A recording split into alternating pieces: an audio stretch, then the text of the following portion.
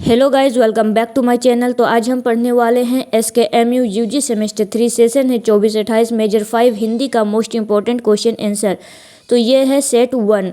अगर आप चैनल पर नए हैं तो चैनल को सब्सक्राइब कर लीजिए, वीडियो को लाइक कीजिए और अपने फ्रेंड्स में शेयर कीजिए। साथ ही हमारे Telegram channel and WhatsApp group को भी ज्वाइन कर लीजिए, क्योंकि आपको इसका PDF टेलीग्राम चैनल पर ही मिलेगा और टेलीग्राम चैनल का लिंक आपको इस वीडियो के डिस्क्रिप्शन बॉक्स में मिल जाएगा। तो हिंदी का ये मोस्ट इंपॉर्टेंट क्वेश्चन है, सेट 1 है, तो आप पूरा वीडियो देखिएगा लास्ट तक। तो चलिए देर ना करते हुए हम शुरू करते हैं इस वीडियो को और देखते हैं मेजर 5 हिंदी का most important question answer.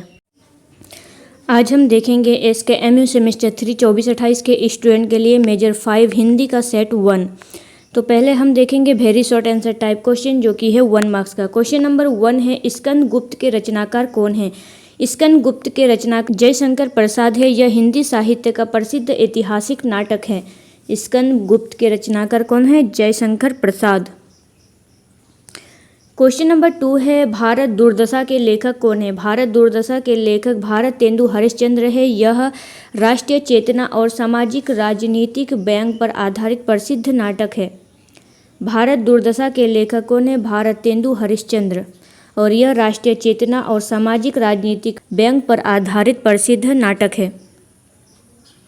Question number 3 है, माँ एकांकी के लेखक का नाम लिखिए। माँ एकांकी के लेखक विष्णु प्रभाकर है। इस एकांकी में मातृत्व, त्याग और मानवीय संवेदना का चित्रण किया गया है। माँ एकांकी के लेखक है विष्णु प्रभाकर, और इस एकांकी में मातृत्व, त्याग और मानवीय संवेदना का चित्रण किया गया है।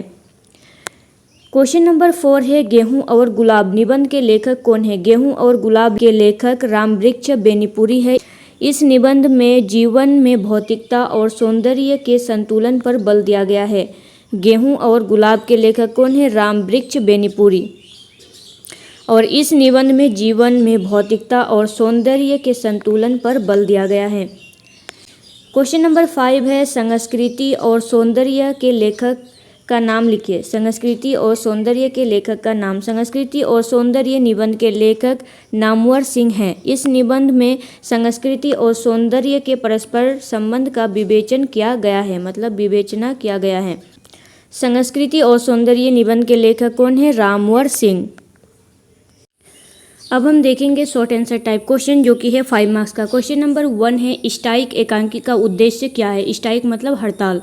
भुवनेश्वर द्वारा रचित स्ट्राइक एकांकी का मुख्य उद्देश्य समाज में व्याप्त श्रमिकों की समस्याओं, पूंजीपतियों द्वारा किए जाने वाले शोषण तथा आर्थिक और सामाजिक विषमताओं को उजागर करना है। लेखक ने इस एकांकी के माध्यम से यह दिखाया है कि जब मजदूरों को उनके श्रम का उचित प्रतिफल, सम्मान तथा आवश्यक सुविधाएं नहीं मिलती, तब वे अपने अधिकारों की रक्षा के लिए हड़ताल मतलब स्ट्राइक करने के लिए बाध्य हो जाते हैं। यह हड़ताल केवल विरोध का प्रतीक नहीं, बल्कि न्याय और समानता की मांग का माध्यम भी है। भुवनेश्वर द्वारा रचित स्ट्राइक एकांकी का रचयिता थे भुवनेश्वर। भुवनेश्वर द्वारा रचित एकांकी का मुख्य उद्देश्य था समाज में व्याप्त श्रमिकों की समस्या, पूंजीपति द्वारा किए गए शोषण तथा आर्थिक और सामाजिक विषमता जो होता है, आर्थिक एवं सामाजिक जो असमानता होता है, उनको उजागर करना था। लेखक ने इस एकांकी के माध्यम से यह दिखाया कि मजदूरों को उनके श्रम का उचित प्रतिफल, सम्मान तथा आवश्यक सुविधाएं नहीं मिलती हैं, तब वे अधिकारों की रक्षा के लिए हड़ताल करने के लिए मजबूर हो जाते हैं। हड़ताल केवल विरोध का प्रतीक नहीं है, बल्कि यह न्याय और समानता की मांग का माध्यम भी है। हड़ताल केवल विरोध करना नहीं होता, बल्कि न्याय और समानता का एक माध्यम भी होता है।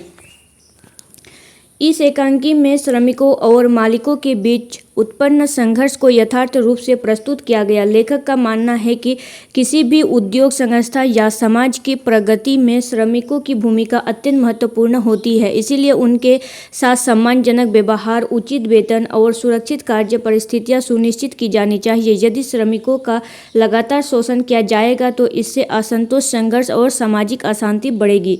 इस एकांकी में श्रमिकों और मालिकों के बीच उत्पन्न संघर्ष को यथार्थ रूप से प्रस्तुत किया गया है। लेखक का मानना है कि किसी भी उद्योग, संस्था या समाज की प्रगति में श्रमिकों की भूमिका बहुत महत्वपूर्ण होती है। इसीलिए इनके साथ सम्मानजनक व्यवहार और उचित वेतन, सुरक्षित कार्य परिस्थितियां सुनिश्चित की जानी चाहिए। तो इनको सम्मानजनक व्यवहार और उचित वेतन भी देना चाहिए ताकि उनको कोई समस्या ना हो। यदि श्रमिकों का लगातार शोषण किया जाएगा तो इससे असंतोष, संघर्ष और सामाजिक अशांति बढ़ेगी। भुवनेश्वर ने इस एकांकी के माध्यम से यह संदेश भी दिया कि श्रमिक और मालिक दोनों एक दूसरे के पूरक हैं। दोनों के बीच आपसी विश्वास, सहयोग और न्यायपूर्ण संबंध होना चाहिए। केवल संवाद, समझदारी और समानता के आधार पर ही औद्योगिक शांति और सामाजिक विश्वास संभव है। भुवनेश्वर ने इस एकांकी के माध्यम से यह संदेश दिया कि श्रमिक और मालिक दोनों एक दूसरे के पूरक हैं। दोनों के बीच आपसी विश्वास, सहयोग और न्यायपूर्ण संबंध होना चाहिए। केवल संवाद, समझदारी और समानता के आधार पर ही औद्योगिक शांति और सामाजिक विश्वास संभव है। निष्कर्ष: स्ट्राइक एकांकी का उद्देश्य श्रमिकों के अधिकारों की रक्षा, शोषण का विरोध, सामाजिक न्याय की स्थापना, मानवीय संवेदना का विकास तथा श्रमिक और मालिक के बीच सहयोग और सौहार्द का संदेश देना है। स्ट्राइक एकांकी का उद्देश्य श्रमिकों के अधिकारों की रक्षा, शोषण का विरोध और सामाजिक न्याय की स्थापना, मानवीय संवेदना तथा विकास तथा श्रमिकों और मालिक के बीच सहयोग और सौहार्द का संदेश देना है। क्वेश्चन नंबर 2 है, सच्ची वीरता निबंध का सारांश लिखिए। सच्ची वीरता सरदार पूर्ण सिंह द्वारा रचित एक प्रेरणादायक एवं विचार प्रधान निबंध है। इस निबंध में लेखक ने स्पष्ट किया है कि सच्ची वीरता केवल युद्ध भूमि में शत्रु को पराजित करने या शारीरिक बल का प्रदर्शन करने का नाम नहीं है। वास्तविक वीर वही है जो सत्य, न्याय, मानवता और नैतिक मूल्यों की रक्षा के लिए कठिन से कठिन परिस्थितियों में भी दृढ़ता और साहस के साथ खड़ा रहता है। सच्ची वीरता सरदार पूर्ण सिंह द्वारा रचित एक प्रेरणादायक एवं विचार प्रधान निबंध है और इस निबंध में लेखक यह स्पष्ट करता है कि सच्ची वीरता केवल युद्ध भूमि में शत्रु को पराजित करने या शारीरिक बल का प्रदर्शन करने में नहीं, बल्कि वास्तविक वीर वही है जो सत्य, न्याय, मानवता और नैतिक मूल्यों की रक्षा के लिए कठिन से कठिन परिस्थितियों में भी दृढ़ता और साहस के लिए खड़ा रहता है। लेखक के अनुसार सच्चा वीर निडर, धैर्यवान, दयालु, सहनशील और परोपकारी होता है। वह दूसरों की सहायता करता है, अपने स्वार्थ का त्याग करता है तथा समाज और राष्ट्र के हित को सर्वोपरि मानता है। सच्चा वीर कभी भी अन्याय, अत्याचार और असत्य का समर्थन नहीं करता, बल्कि उनका साहसपूर्ण विरोध करता है। उसके जीवन का उद्देश्य केवल अपनी सफलता नहीं बल्कि दूसरों का कल्याण भी होता है। लेखक के अनुसार सच्चा वीर निडर, धैर्यवान, दयालु, सहनशील और परोपकारी होता है, जो दूसरों पर उपकार करता है, सहनशील होता है, दयालु होता है, निडर होता है। वह दूसरों की सहायता करता है, अपने स्वार्थ का त्याग करता है तथा समाज और राष्ट्र के हित को सर्वोपरि मानता है। सच्चा वीर कभी भी अन्याय, अत्याचार और असत्य का समर्थन नहीं करता। सच्चा वीर कौन होता है? जो अन्याय नहीं करता, अत्याचार नहीं करता या असत्य का समर्थन नहीं करता, झूठ बोलने वालों का समर्थन नहीं करता, बल्कि उनका साहसपूर्वक विरोध करना। उनके जीवन का उद्देश्य केवल अपनी सफलता नहीं बल्कि दूसरों का कल्याण भी होता है। उनके जीवन का उद्देश्य केवल अपनी सफलता नहीं बल्कि दूसरों का कल्याण भी होता है। इस निबंध में लेखक यह भी बताता है कि क्रोध, हिंसा और अहंकार वीरता के नहीं बल्कि कमजोरी के लक्षण है। सच्ची वीरता आत्मसंयम, क्षमा, प्रेम, करुणा और सेवा की भावना में निहित है। जो व्यक्ति कठिनाइयों और विपरीत परिस्थितियों में भी अपने आदर्शों और सिद्धांतों से नहीं डरता, वही वास्तविक अर्थों में वीर कहलाने योग्य है। इस निबंध में लेखक ने यह बताया है कि क्रोध, हिंसा, अहंकार वीरता के नहीं बल्कि कमजोरी का लक्षण है। क्रोध, हिंसा और अहंकार ये कोई वीरता का लक्षण नहीं है बल्कि कमजोरी का लक्षण है। सच्ची वीरता आत्मसंयम, क्षमा, प्रेम, करुणा और सेवा की भावना में निहित होता है। सच्चा वीरता वही है जिसमें आत्मसंयम हो, क्षमा करता हो या प्रेम एवं करुणा और सेवा की भावना रखता हो। जो व्यक्ति कठिनाइयों और विपरीत परिस्थितियों में भी अपने आदर्शों और सिद्धांतों से नहीं डरता, वही वास्तविक अर्थों में वीर कहलाने योग्य है। निष्कर्ष: यह निबंध हमें यह सिखाता है कि सच्ची वीरता बाहरी शक्ति में नहीं बल्कि उच्च चरित्र, नैतिक साहस, आत्मबल, मानव सेवा और सत्य के मार्ग पर निडर रहने में निहित है। यही इस निबंध का मुख्य संदेश है। तो इस निबंध का मुख्य संदेश क्या है? सच्ची वीरता बाहरी शक्ति नहीं है बल्कि उच्च चरित्र, नैतिक साहस, आत्मबल, मानव सेवा मानव सेवा और सत्य के मार्ग पर अडिग रहने पर निहित है, मतलब अडिग रहने पर निहित है, और यही इस निबंध का मुख्य संदेश है। क्वेश्चन नंबर 3 है, भारत दूरदशा की प्रमुख विशेषताएं लिखिए। भारत दूरदशा की प्रमुख विशेषताएं। भारत दूरदशा भारतेंदु हरिश्चंद्र द्वारा रचित एक प्रसिद्ध सामाजिक एवं राष्ट्रीय नाटक है। इस नाटक में अंग्रेजी शासन के समय भारत की राजनीतिक, सामाजिक, आर्थिक तथा सांस्कृतिक दुर्दशा का अत्यंत प्रभावशाली चित्रण किया गया है। इसकी मुख्य विशेषताएं निम्नलिखित है। भारत दूरदशा किनका है? भारतेंदु हरिश्चंद्र द्वारा रचित एक प्रसिद्ध सामाजिक और राष्ट्रीय नाटक है। यह एक नाटक है। इस नाटक में अंग्रेजी शासन के समय भारत की राजनीतिक, सामाजिक, आर्थिक तथा सांस्कृतिक दुर्दशा का अत्यंत प्रभावशाली चित्रण किया गया है। और इसकी विशेषताएं देखिए क्या क्या है।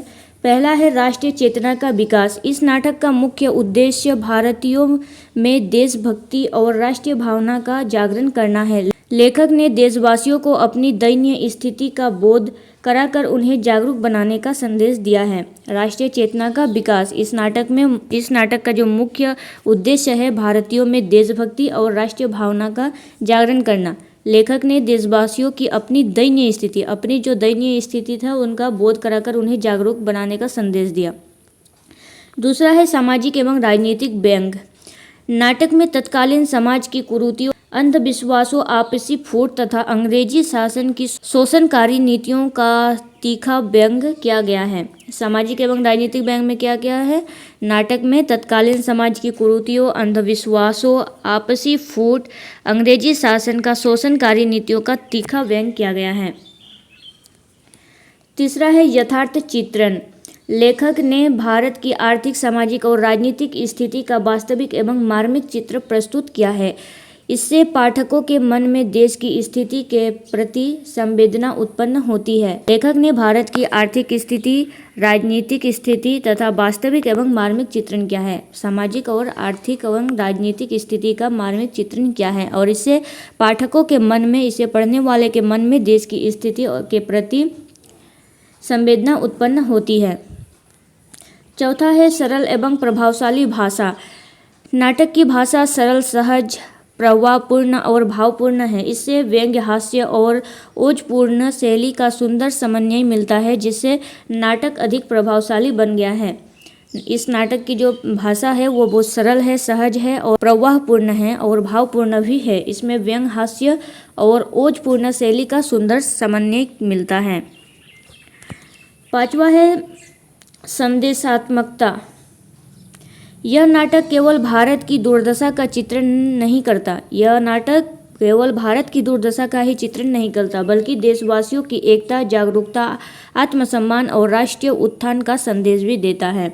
निष्कर्ष में बताया गया है, भारत दुर्दशा एक ऐसा नाटक है जिसमें राष्ट्रीय चेतना, सामाजिक सुधार, यथार्थ चित्रण, व्यंग्यात्मक शैली तथा देश प्रेम की भावना का उत्कृष्ट समन्वय मिलता है।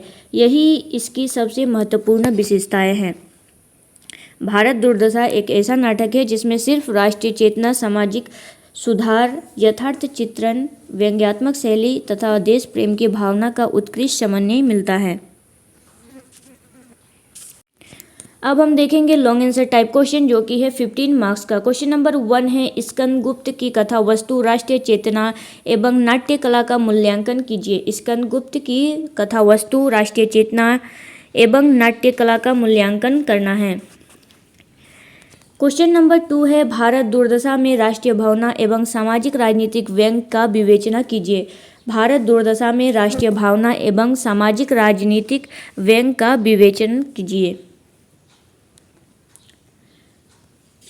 क्वेश्चन नंबर 3 है, माँ एकांकी की कथा वस्तु तथा मानवीय संवेदना का विवेचना कीजिए। माँ एकांकी की कथा वस्तु तथा मानवीय संवेदना का विवेचना करना है। क्वेश्चन नंबर 4 है, गेहूं और गुलाब निबंध के भाव, उद्देश्य एवं जीवन दर्शन की विवेचना कीजिए। गेहूं और गुलाब जो निबंध है उसका भाव, उद्देश्य एवं जीवन दर्शन का विवेचना करना है। क्वेश्चन नंबर 5 है, संस्कृति और सौंदर्य निबंध के मुख्य विचारों का मूल्यांकन कीजिए। संस्कृति और सौंदर्य निबंध के मुख्य विचारों का मूल्यांकन करना है। तो ये है हिंदी के कुछ मोस्ट इम्पोर्टेंट क्वेश्चन जो आपके लिए मोस्ट इम्पोर्टेंट है, और सेट 1 है और एक सेट आएगा। तो अगर आपको वीडियो अच्छा लगा हो तो चैनल को सब्सक्राइब कर लीजिए, वीडियो को लाइक कीजिए और अपने फ्रेंड्स में शेयर कीजिए, और PDF के लिए हमारे टेलीग्राम चैनल को ज्वाइन कर लीजिए। चलिए मिलते हैं नेक्स्ट वीडियो में, तब तक के लिए थैंक यू।